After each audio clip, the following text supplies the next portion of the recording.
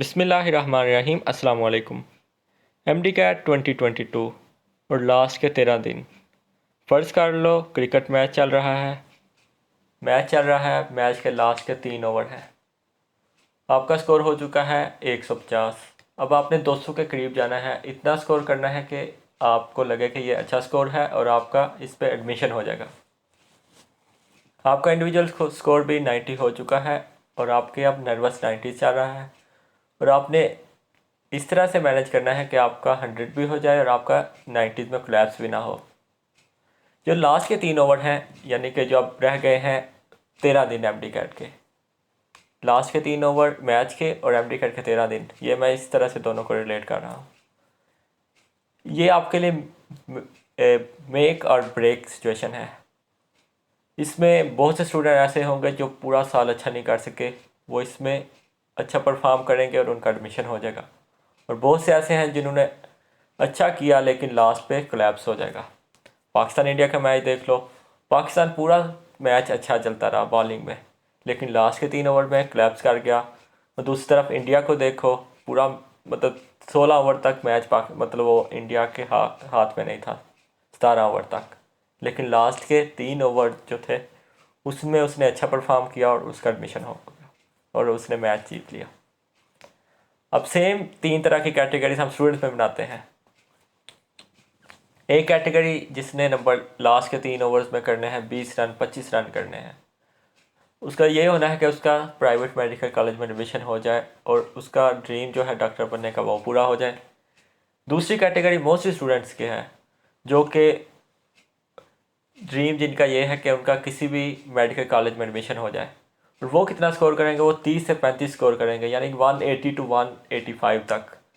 वो भी मतलब अच्छा खेलेंगे लेकिन उनका स्कोर इतना जाएगा और क्या होगा, उनका एडमिशन हो जाएगा गवर्नमेंट कॉलेज में। और तीसरी कैटेगरी वो है जिनका उनके ड्रीम मेडिकल कॉलेज में एडमिशन होगा, वो टॉपर होंगे।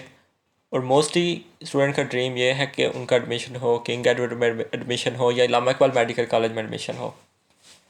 और ये जो कैटेगरी है तीसरी, ये तो हम अभी तो कह सकते हैं कि इंडिया था पाकिस्तान के अगेंस्ट मैच में, लास्ट के 3 ओवर में उसने अच्छा बहुत परफॉर्म किया और वो मैच जीत के।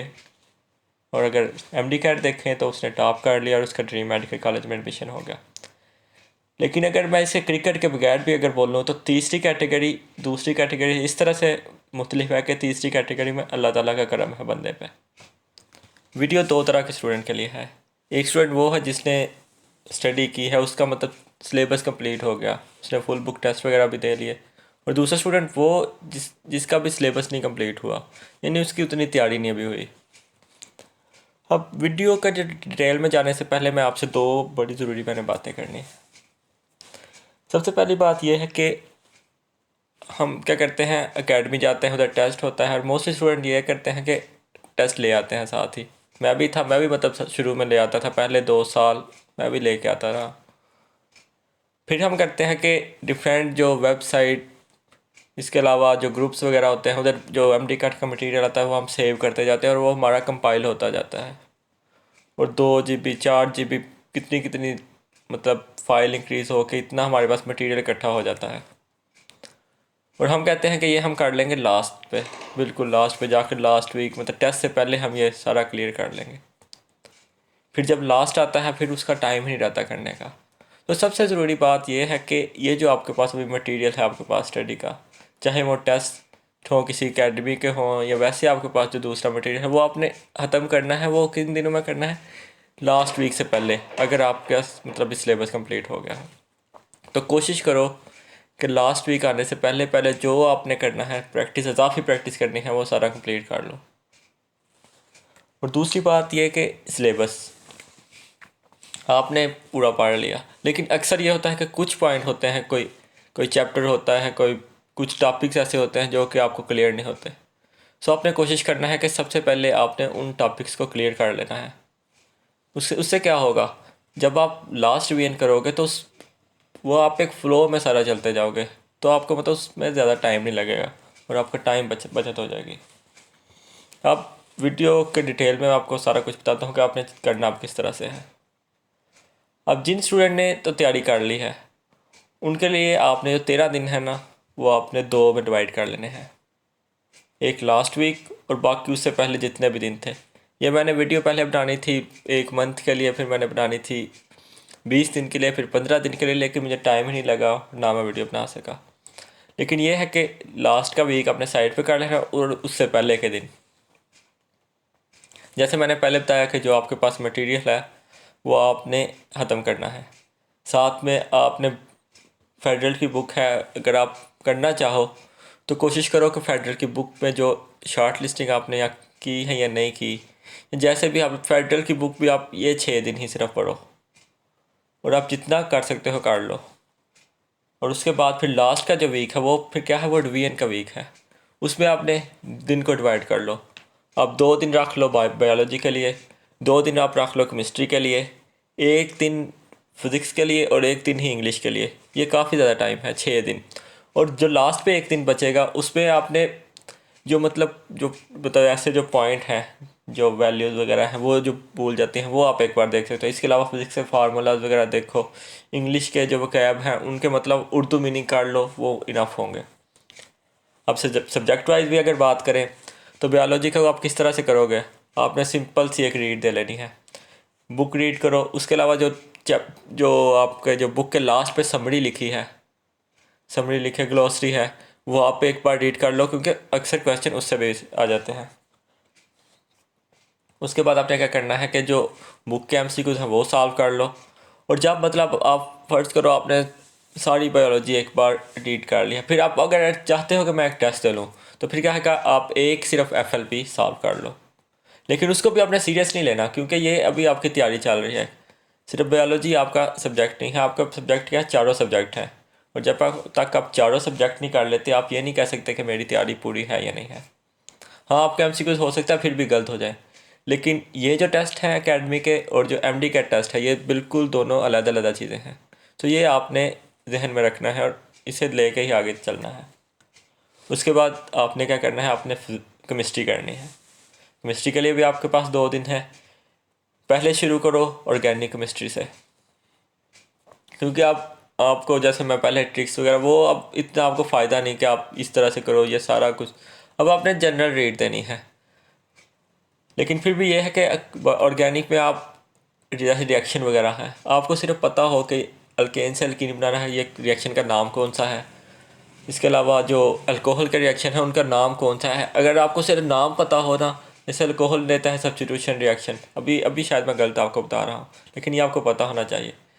अगर ये अल्कोहल सब्स्टिट्यूशन रिएक्शन दे रहा है या बेंजीन दे रहा है इलेक्ट्रोफिलिक सब्स्टिट्यूशन, तो आपको ये अगर पता हो ना इस तरह, तो आपको मतलब आधी से ज़्यादा तैयारी तो आपको इसी तरह से हो जाती है ऑर्गेनिक केमिस्ट्री में। और बाकी क्या है, आप इसी तरह अपने फर्स्ट ईयर की बुक है वो भी आपने रीड कर लेनी है। और 2 दिन मैं समझता हूँ कि मोर देन इनफ है केमिस्ट्री के लिए भी और बायोलॉजी के लिए भी। अब आपने केमिस्ट्री भी कर ली, बायोलॉजी भी कर लिया, आप फिज़िक्स करो। फिज़िक्स का एक जनरल सी रीड दो, मतलब जो इंपॉर्टेंट पॉइंट आपने अंडरलाइन किया सिर्फ वो रीड कर लो। और जब आप सारा कुछ कर लो फिर क्या है, फिर आपके जो नोट्स हैं फिज़िक्स में, आपके नोट्स सबसे ज़्यादा ज़रूरी हैं। सिर्फ आपने वो रीड भी कर लो फिर भी आपकी फ़िज़िक्स हो जाएगी। लेकिन क्या है कि एमसीक्यूज आते हैं, बुक की लाइंस भी आती हैं, सो इसके लिए आपको बुक भी रीड करनी है। इसके अलावा जो आपके न्यूमेरिकल्स हैं फिज़िक्स के एग्जाम्पल, या फिर जो चैप्टर के लास्ट पे न्यूमेरिकल हैं, जो न्यूमेरिकल जिनकी स्टेटमेंट छोटी हैं 2 लाइन की तक हैं और जो मतलब आप इस बगैर कैलकुलेटर सॉल्व कर सकते हो, वो आपने ज़रूर करने हैं, ज़रूर करने हैं, क्योंकि उनसे भी एमसीक्यूज आ जाता है। अब बात आ गई इंग्लिश की। इंग्लिश का सबसे ज़्यादा स्टूडेंट्स को मसला होता है कि अब हम इंग्लिश को किस तरह से करें। पीएमसी था, 2 साल आपने टेस्ट दिया, मतलब आप रिपीटर हो, तो आप पीएमसी के टाइम के ज़्यादा रिपीटर हैं आप, तो आपको पता है कि आप इंग्लिश किस तरह से आनी है। लेकिन यूएचएस में क्या था कि आपको अभी उसका पता नहीं कि आप यूएचएस किस तरह से इंग्लिश आता है, टेस्ट किस तरह से आता है, अपने वो कैब करनी है नहीं करनी, अपने रूल किस तरह से करने हैं, और अक्सर को ये क्वेश्चन होता है कि बुक रीडिंग करनी चाहिए या नहीं। ये सारा टाइम अब गुजर गया। अब आपका जो फोकस होना चाहिए इंग्लिश पे वो इस तरह से है कि आपने एक बार रूल्स रीड करने हैं। अगर मैं कहूँ कि 1 दिन इंग्लिश के लिए, तो आधा दिन भी इंग्लिश के लिए बहुत है, लेकिन 1 दिन इस तरह आप कर लो कि आपने रूल रीड किया। आप कोशिश करो कि जो रूल आपने रीड किया उसका एक एमसीक्यूज बना लो, वैसे ही जहन में सोच लो। नेदर नॉट है वो आप वैसे ही सोचते जाओ, साथ साथ एमसीक्यूज जहन में सोचते जाओ।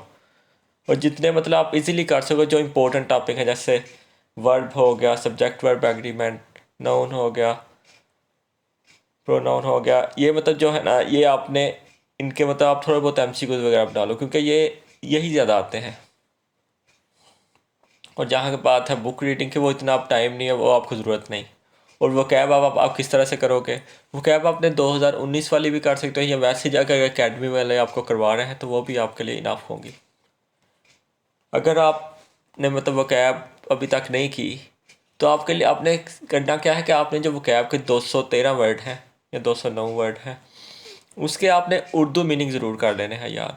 अगर आप उर्दू मीनिंग कर लेते हैं तो उधर आपको 4 ऑप्शन होंगे, 2 तो आप वैसे ही रोल आउट कर दोगे, बाकी 2 ऑप्शन मतलब आपको एक आइडिया हो जाएगा कि आपका ये आंसर क्या होगा। मतलब अगर 4 ऑप्शन है तो आप अगर एक आपको कुछ नहीं पता कौन सा ठीक है, ना आपको उसका उर्दू मीनिंग पता है, तो मतलब आपके कितने परसेंट चांसेस हैं वो एमसीक्यूज ठीक करने के? 25%। लेकिन अगर आपने 2 रोल आउट कर दिया, अब 2 ऑप्शन है तो आपके पास 50%, मतलब आपके चांस वैसे ही बढ़ जाएंगे कि आप एमसीक्यू ज़्यादा ठीक कर लो। बाकी जो लास्ट वीक के बारे में मैंने वीडियो थी एक, वो मैंने लास्ट ईयर भी बनाई थी, वो मैं जो डिस्क्रिप्शन में वो कर देता हूँ, लिंक शेयर कर देता हूँ, वो आप एक बार ज़रूर देखना। क्योंकि हर साल चेंज, क्योंकि काफ़ी बातें हो सकती हैं मैंने इसमें नहीं बताई हों, और कुछ ऐसा हो सकता है क्योंकि मैं ज़्यादा एक्टिव था, तब मैंने और ज़्यादा चीज़ें बताई हों। सो आपने वो वीडियो एक बार ज़रूर देख लेनी है। अब बात आ गई उन स्टूडेंट की जिन्होंने अभी तक सिलेबस कंप्लीट नहीं किया, उनकी उतनी तैयारी नहीं है। उनके लिए ये जो लास्ट के 13 दिन है वो ही समझ लो कि आपका लास्ट 3 ओवर है मैच के। अब आपने उसमें ही सारा कुछ करना है। अब आपने वो 13 दिन किस तरह से डिवाइड करने हैं, आप डिवाइड कर लो। 4 दिन बायोलॉजी को दे लो, 4 दिन केमिस्ट्री को दे लो, 3 दिन आप फिज़िक्स को दे लो, और 2 दिन आप इंग्लिश को दे लो। और ये मैंने इसलिए रखे हैं इतने दिन, क्योंकि इस तरह आपके कितने दिन लग जाएंगे, 4 दिन के बायो में, 4 केमिस्ट्री में, 3 फिज़िक्स और 2 दिन इंग्लिश, मतलब ये आपके 13 दिन बन जाएंगे। और 14वें दिन फिर आपका टेस्ट। लेकिन आप अगर इससे भी आप मतलब आप 4 दिन में अगर बायोलॉजी तो कर लेते हो, केमिस्ट्री भी कर लेते हो, अगर आपने दिन बचाने हैं फिर आप क्या करो, फिज़िक्स में दिन बचाओ। फिज़िक्स आप 2 दिन में करो, इंग्लिश आप 1 या 1.5 दिन में कर लो, और बाकी जो 1-1.5 दिन है उसमें आप एक रफ से रीड कर लो, ताकि आप इतना आपका मतलब हो जाए कि आप टेस्ट दे सको अच्छे से। और ज़्यादातर जो टीचर वो भी ये कहते हैं कि लास्ट डे आपने ज़्यादा पढ़ना नहीं है, लेकिन मुझे लगता है कि जब तक आप पढ़ सकते हो पढ़ो। मैंने अगर देखूँ तो मैं बताता हूँ कि मैंने जो वोकैब थी वो मैंने उर्दू में निकाल लिए थे, और जो मतलब वो मेरी वोकैब की लास्ट रीड थी वो टेस्ट वाले दिन सुबह जाकर कंप्लीट हुई। उसके बाद फिर टेस्ट दिया, और मतलब वो सारा कुछ मेरा अच्छा चल गया। और मैं भी समझता हूँ कि अगर आपने मतलब एमडी कर देना है, हाँ अगर आप एक दिन पहले ये है कि अपने आप को रिलैक्स करने के लिए छोड़ दो। बाकी मैं इस दो वीक के लिए कुछ आपको स्टडी के अलावा भी बताऊँगा। उसमें यह है कि आप मतलब आपको टेंशन डिप्रेशन ये सारा कुछ आपका इंक्रीज़ होना है। तो आपने क्या करना है कि आप अपने पेरेंट्स से बात कर सकते हो, अपने दोस्तों से बात कर सकते हो, उनसे मतलब अपना जो मसला है वो शेयर करो, टेंशन हो रही है बताओ। मतलब आप बात करोगे तो उससे क्या होगा, आपका जो टेंशन है वो कम होगी, आपका डिप्रेशन कम होगा।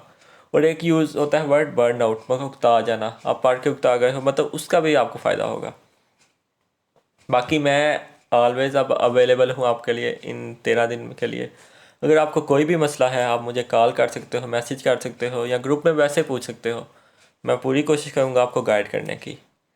और बाकी ये भी मतलब एक होता है, क्योंकि अक्सर स्टूडेंट मैसेज करते हैं, मैं उनको रिप्लाई करता हूँ, उनको एक पता होता है उन्होंने किससे, लेकिन एक होता है कि आप बता दो ये ठीक मैं कर रहा हूँ या नहीं, ये आइडिया हो जाता है। तो मैं ऑलवेज़ आपके लिए अवेलेबल हूँ, आप मुझे मैसेज कर सकते हो। बाकी आपका काम है कि आप मेहनत करो, खुद पे यकीन रखो, और अल्लाह ताला से बहुत ज़्यादा दुआ करो कि अल्लाह ताला आपको कामयाब करे। मेरी दुआएं आपके साथ हैं, अल्लाह ताला आप सबको कामयाब करे। अल्लाह हाफिज़।